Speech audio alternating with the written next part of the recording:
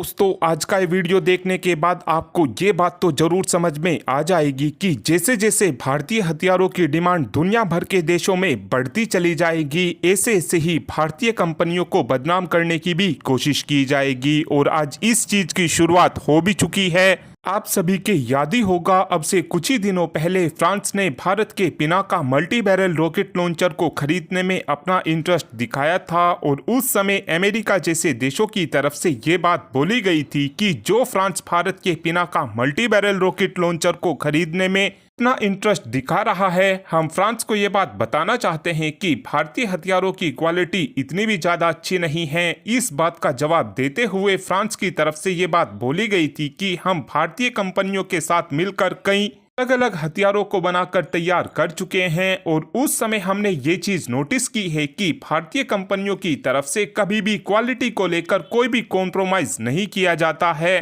France के इस जवाब को देखने के बाद अब स्पेन ने भी Pinaka multi barrel rocket launcher को खरीदने में अपना इंटरेस्ट दिखाया है। और इस समय स्पेन की तरफ से भारत के साथ Pinaka multi barrel rocket launcher की खरीद को लेकर बातचीत करनी शुरू कर दी गई है।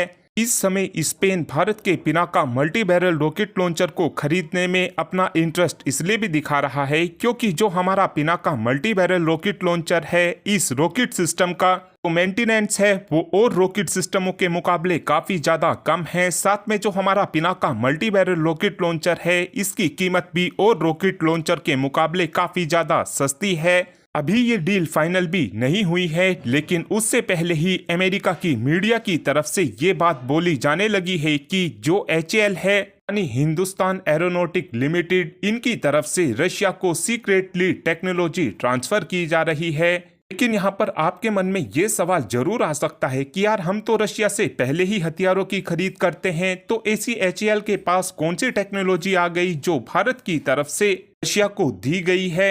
और अब समझने की कोशिश करते हैं कि यहाँ पर न्यूयॉर्क टाइम की तरफ से किस टेक्नोलॉजी की बात की जा रही है। यहाँ पर अमेरिका की मीडिया की तरफ से उस टेक्नोलॉजी की बात की जा रही है जो अब से कुछ ही समय पहले हमने ब्रिटेन की HR स्मिथ ग्रुप से ली थी। से कुछ ही समय पहले HAL की तरफ से HR स्मिथ ग्रुप की से कोई टेक्नोलॉजी ली गई थी, साथ में कुछ कंपोनेंट भी लिए गए थे। और इस समय अमेरिका की तरफ से HAL के ऊपर आरोप ये लगाया गया है कि HAL ने उन सभी कंपोनेंट की सप्लाई क्या को कर दी है जो HR स्मिथ ने HAL को दी थी।